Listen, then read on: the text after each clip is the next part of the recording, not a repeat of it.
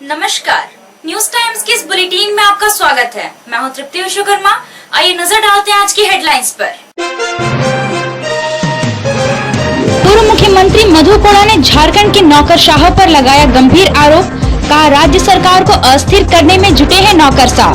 स्वास्थ्य विभाग के आउटसोर्सिंग कर्मियों के समर्थन में उतरे पूर्व सीएम मधु कोड़ा।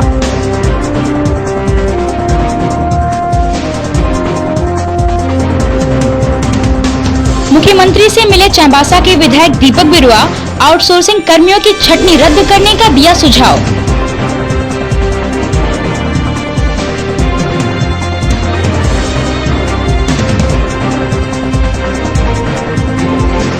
कृषि बिल 2020 के विरोध में और सरनाधन कोड लागू करने की मांग को लेकर आदिवासी मूलवासी संघर्ष समिति ने निकाली रैली।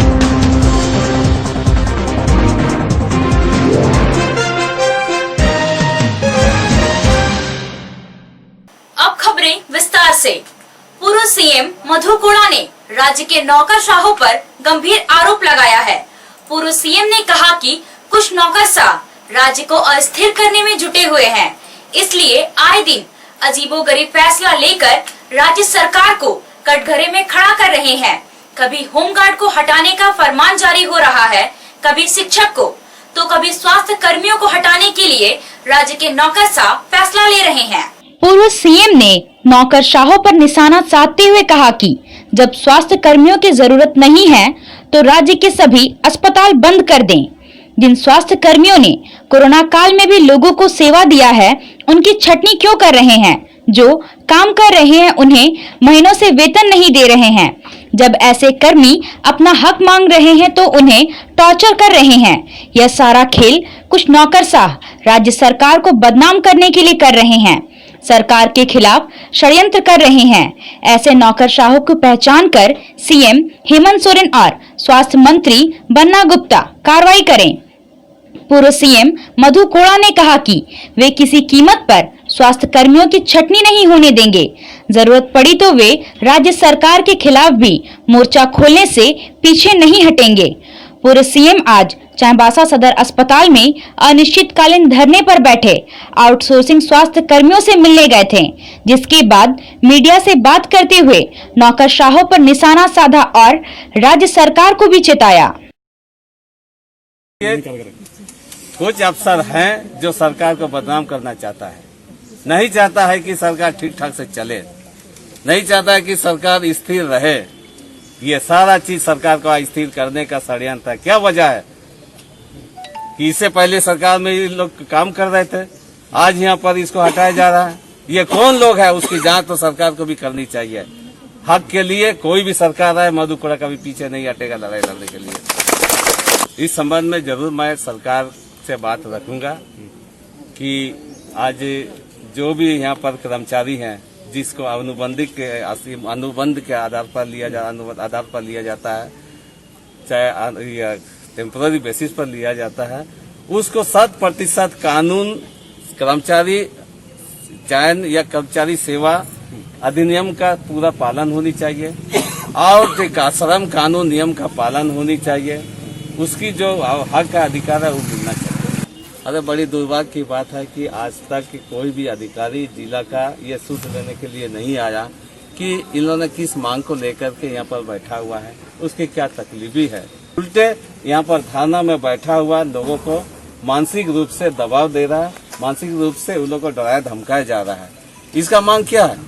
मांग यही है कि हम वर्षों से काम करते आ रहे हैं, आज हम मरण की स्थिति में है, आज हमारी छटनी कर दिया जा रहा है। हम काम करते हैं, यहाँ पर जो न्यूनतम मजदूरी है कम से कम हमें उसे तो मिलना चाहिए। यहाँ पर न्यूनतम मजदूरी तक नहीं मिलता है यहाँ का सभी कर्मचारियों को, अफसरी कर्मचारी को ना पीएफ नहीं करता है, इसका ईएसआई नहीं करती है, ये लोगों को कार्ड नहीं देता है। मेडिकल कार्ड दिया लेकिन उसमें इलाज ये लोग का मने नहीं किया जा रहा है।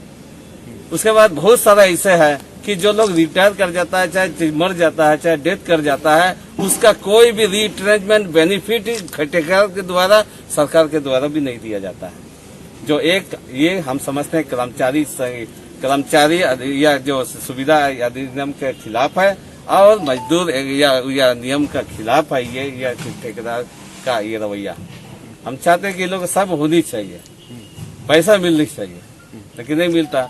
एशिया प्रसिद्ध सारंडा वन क्षेत्र है, वहीं सारंडा की नैसर्गिक सुंदरता भी उतनी ही खूबसूरत है। सारंडा की इस खूबसूरत फिजाओं को समुदाय के साथ मिलकर विकसित करने की पहल वन विभाग ने शुरू किया है। देखिए रिपोर्ट। 700 पहाड़ियों की श्रृंखला वाली सारंडा के गर्भ में मौजूद लौह अयस्क का दोहन पिछले 100 वर्षों से बदस्तूर जारी है, परंतु सारंडा की खूबसूरत वादियों को पर्यटन के दृष्टिकोण से विकसित करने को लेकर आज तक कोई विशेष पहल नहीं हुई है।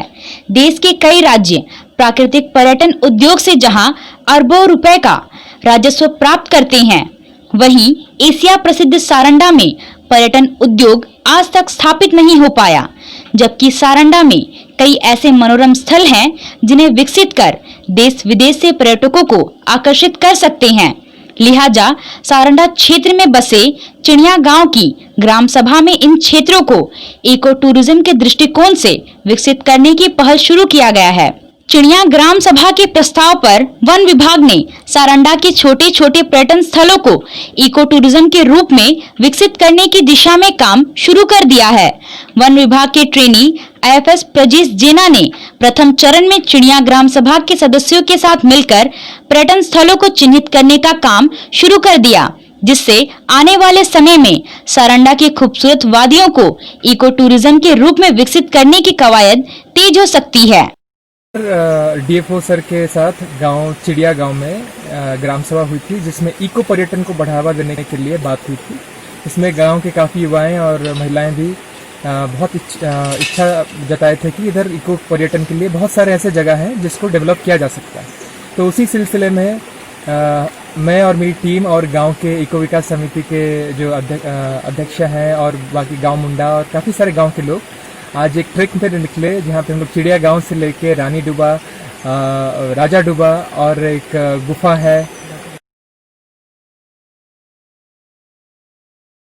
उसमें GPS लोकेशन भी लिए और ऐसे कई जगह मिले जहाँ जिसको छोटे से अगर उसको डेवलप करा जा सकता है, ये तो बढ़िया इको टूरिज्म स्पॉट बन सकता है। वन विभाग ने सारंडा वन क्षेत्र को इको टूरिज्म के रूप में विकसित करने के साथ साथ स्थानीय युवाओं को इससे रोजगार देने की भी योजना बना रही है। इन क्षेत्रों को पर्यटन के दृष्टिकोण से विकसित करने के बाद युवाओं को इको टूरिज्म गाइड के रूप में प्रशिक्षित कर स्थानीय स्तर पर रोजगार भी उपलब्ध कराया जाएगा। वन विभाग का यह भी मानना है कि इको टूरिज्म के साथ साथ सारंडा के जैव विविधता को भी इको टूरिज्म गाइड के रूप में स्थानीय लोग ज्यादा संरक्षित रख सकते हैं। इको गाइड बन के गाँव के युवाओं और महिलाओं को भी इसमें एक रोजगार का माध्यम बन सकता है और सारंडा की जंगल में जो बायोडाइवर्सिटी है लोगों के पास पहुंचेगी, लोगों को एक रिस्पॉन्सिबल तरीके से कैसे पर्यटन किया जाए उसके बारे में भी पता चलेगा। सारंडा के चिड़िया ग्राम सभा के पहल पर वन विभाग द्वारा त्वरित कार्रवाई किए जाने से ग्राम सभा के सदस्य भी काफी खुश हैं। इस कवायद के लिए उन्होंने सारंडा वन क्षेत्र के DFO रजनीश कुमार का भी आभार प्रकट किया है। वहीं इको टूरिज्म के रूप में विकसित किए जाने से स्थानीय लोगों को रोजगार मिलने से बेरोजगारी दूर होने की संभावना भी ग्रामीणों ने जताया है। आज हम लोग वन विभाग के लोगों के साथ इको टूरिज्म के लिए जगह चयनित किए, जो कि हम लोग को DFO सर आए थे तो हम लोग उसका प्रस्ताव किए थे इको टूरिज्म के लिए और हम लोग जगह देखे, मतलब अगर इसके लिए हम लोग DFO सर को बहुत बहुत धन्यवाद देते। अगर हमारे क्षेत्र में इको टूरिज्म अगर बन जाता है तो स्थानीय लोगों को काफ़ी हद तक रोजगार का साधन मिल जाएगा। सदियों बाद ग्राम सभा की पहल पर सारंडा की खूबसूरत वादियों को सरकारी स्तर पर विकसित करने की कवायद शुरू होना एक सुखद पहलू है, पर यह देखना दिलचस्प होगा कि वन विभाग की योजना को राज्य सरकार और केंद्र सरकार कितनी अमल पर लाती है, या फिर यहां से खनिज संपदाओं का ही दोहन सरकार की प्राथमिकता रहेगी।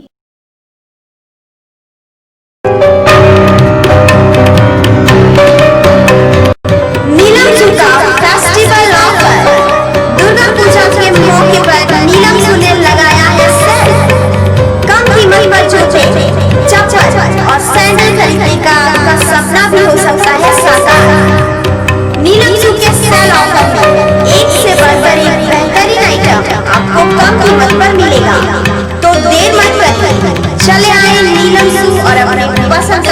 जानिए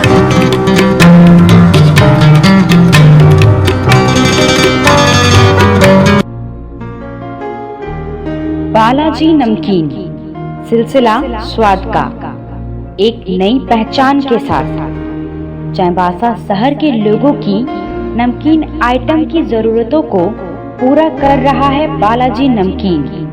हानिकारक तेल और मिलावटी मसाले से बने नमकीन आइटम आपकी सेहत बिगाड़ते हैं, इसलिए बालाजी नमकीन शुद्ध तेल और घर में तैयार किए गए मसाले से बनाता है नमकीन आइटम। अपने खुद के किचन में तैयार होते हैं बालाजी नमकीन के सारे उत्पाद। बालाजी में नमकीन आइटम के अलावा शुद्ध देसी घी से बने लड्डू और काजू बर्फी भी उपलब्ध है। मिक्सचर, गठिया, पेठा, पापड़ी, मसाला सुहाली, मिनी कचौरी, मिनी समोसा, रोस्टेड काजू सहित तमाम तरह के आइटम उपलब्ध हैं। सुबह नाश्ते में कचौरी, जलेबी और शाम को समोसा भी तैयार किया जाता है। तो आप भी अपने सेहत का ख्याल रखिए और कोट रोड स्थित बालाजी नमकीन जरूर आइए। झारखंड सरकार 1 से 31 अक्टूबर तक मातृ शिशु स्वास्थ्य एवं पोषण माह मना रही है। इस दौरान 9 माह से 5 वर्ष तक के बच्चों को विटामिन ए की खुराक दी जा रही है। 5 वर्ष तक के बच्चों में बीमारी की दर और मृत्यु दर को कम करने के लिए साल में 2 बार विटामिन ए का संपूर्ण देना आवश्यक है। बच्चों के शारीरिक विकास और संक्रामक रोगों से बचाव के लिए यह बहुत आवश्यक है। विटामिन ए की कमी के कारण नेत्र संबंधी बीमारियां, संक्रमण में बढ़ोतरी आदि का खतरा बना रहता है। खाने पीने की किन चीजों में विटामिन ए पाया जाता है यह भी जानना जरूरी है। अति गंभीर कुपोषित बच्चों की पहचान और उनका इलाज स्वास्थ्य विभाग की टीम द्वारा की जाती है। अति कुपोषित बच्चों की पहचान के कुछ मानदंड है जिनके आधार पर स्थिति का आकलन किया जाता है। इसलिए पश्चिमी सिंहभूम जिले के सभी नागरिकों से आग्रह है कि बच्चों को विटामिन ए पिलाएं और कुपोषण एवं मृत्यु के खतरे से बचाएं। कोविड-19 से सुरक्षित रहना है और दूसरों को भी सुरक्षित रखना है तो एक बार आप सदर बाजार स्थित राधिका में आइए। यहाँ आपको कोविड-19 से सुरक्षा प्रदान करने के लिए सभी सामग्री मिलेगी। कोरोना से बचाव के लिए आपको तरह तरह के मास्क और सैनिटाइजर मिलेंगे। इसके अलावा संक्रमण से बचाव के कई सामान राधिका में उपलब्ध हैं। यहाँ आपको PPE kit, hand gloves, foot operated hand sanitiser machine के अलावा Spiderman, Doraemon, Chhota Bheem, Mickey Mouse आदि डिजाइन का मास्क, फेस शील्ड भी मिलेगा।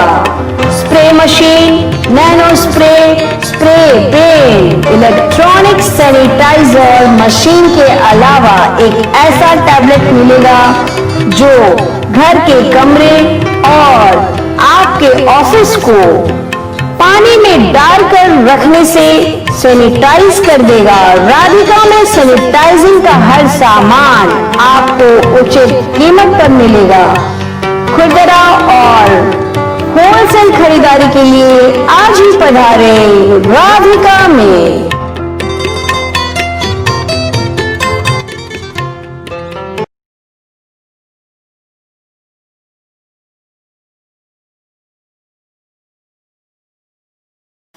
आदिवासी मूलवासी संघर्ष समिति की ओर से आज कृषि बिल 2020 के विरोध में और सरना धर्म कोड लागू करने को लेकर शहर में रैली निकाली गई, जिसमें राज्यसभा के पूर्व सांसद डॉक्टर प्रदीप बालमूचो भी शामिल हुए। रैली में बड़ी संख्या में कांग्रेस के नेता और किसान शामिल हुए। समिति के सदस्यों ने कृषि बिल को किसान विरोधी करार देते हुए इसे वापस लेने की मांग की और मोदी सरकार के खिलाफ जमकर नारेबाजी की। डॉक्टर प्रदीप बालमूचो ने कहा कि वर्तमान की केंद्र सरकार प्रजातंत्र का गला घोटने का काम कर रही है। एक साजिश के तहत किसानों की कमाई को भी सरकार मारना चाहती है। कॉरपोरेट के लिए जमीन तैयार की जा रही है। पश्चिमी सिंहभूम में 90% लोग कृषि पर निर्भर है। ऐसे में उनके साथ यदि छल कपट होगा तो विरोध होना स्वाभाविक है। समिति जिंदाबाद, आदिवासी मूलवासी किसान विरोधी बिल वापस करो, बीजेपी सरकार होश में आओ, बीजेपी सरकार होश में आओ। देखिए, एक बीजेपी की केंद्र सरकार जिस तरह से पिछले दिनों ये कहें कि प्रजातंत्र का गला घोटा और जो किसान आज हमको पूरे देश को अनाज खिला रहा है, एक साजिश के तहत उस किसान की कमाई को भी ये मारना चाह रही है और यहाँ भी बड़े बड़े कॉर्पोरेट लोगों से प्रवेश के लिए रास्ता बना रहे हैं। इसी का हम लोग पूरा विरोध कर रहे हैं। विशेषकर ये क्षेत्र तो पूरा पिछड़ा क्षेत्र है और सब लोग यहाँ अधिकतर लोग 90% लोग किसान लोग इसी खेती पे जीवित रहते हैं और जब उससे छल कपट होगा तो स्वाभाविक है आवाज उठेगी। हम लोग इस आवाज को पूरी ताकत के साथ आने वाले चाईबासा के विधायक दीपक बिरुआ ने आज मुख्यमंत्री हेमंत सोरेन से मुलाकात की और आउटसोर्सिंग कर्मियों की छटनी को निरस्त करने का आग्रह किया। मुख्यमंत्री ने इस मामले को गंभीरता से लेते हुए जल्दी ही उचित पहल करने की बात कही। विधायक ने मुख्यमंत्री को बताया कि पश्चिमी सिंहभूम जिले में 576 आउटसोर्सिंग कर्मी अल्प भत्ते पर काम कर रहे हैं। छटनी के जाने के विरोध में सभी कर्मी 14 अक्टूबर से अनिश्चितकालीन धरना प्रदर्शन कर रहे हैं। इससे स्वास्थ्य सेवा भी प्रभावित हो रही है। विधायक ने बताया कि कोरोना काल में भी आउटसोर्सिंग कर्मियों की भूमिका सराहनीय रही है, इसलिए इनके मामले पर सहानुभूति पूर्वक विचार करने की जरूरत है। आउटसोर्सिंग कर्मियों की बेवजह छटनी को रद्द किया जाना चाहिए। एसीसी सीमेंट वर्क्स चाईबासा के ठेका मजदूरों की छटनी के जाने के मामले पर 20 अक्टूबर को दोपहर 12 बजे एक संयुक्त बैठक सदर अनुमंडल पदाधिकारी के कक्ष में होगी।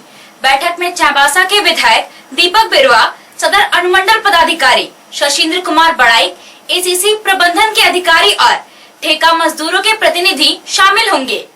पश्चिमी सिंहभूम जिला के आनंदपुर थाना अंतर्गत रोमाकांडी गांव के समीप जंगल से एक लड़की के शव को बरामद किया गया है। शव की पहचान रोमा गांव निवासी कृपाल सिंह की पुत्री के रूप में की गई है। परिजनों ने बताया कि लड़की गुरुवार से घर से लापता थी। उसकी खोजबीन की जा रही थी। हालांकि इसकी सूचना पुलिस को नहीं दी गई थी। सूचना मिलने के बाद पुलिस की टीम मौके पर पहुंची और शव को कब्जे में लेकर पोस्टमार्टम के लिए भेज दिया। पुलिस ने हत्या का मामला दर्ज करते हुए जांच शुरू कर दी है। आइए एक बार फिर रुक करते हैं आज के हेडलाइंस पर। पूर्व मुख्यमंत्री मधु कोड़ा ने झारखंड के नौकरशाहों पर लगाया गंभीर आरोप। कहा राज्य सरकार को अस्थिर करने में जुटे हैं नौकरशाह। स्वास्थ्य विभाग के आउटसोर्सिंग कर्मियों के समर्थन में उतरे पूर्व सीएम मधु कोड़ा।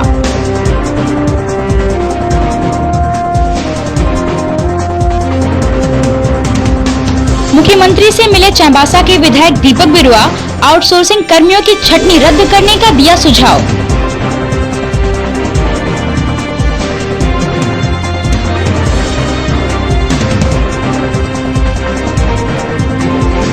कृषि बिल 2020 के विरोध में और सरनाधन कोड लागू करने की मांग को लेकर आदिवासी मूलवासी संघर्ष समिति ने निकाली रैली।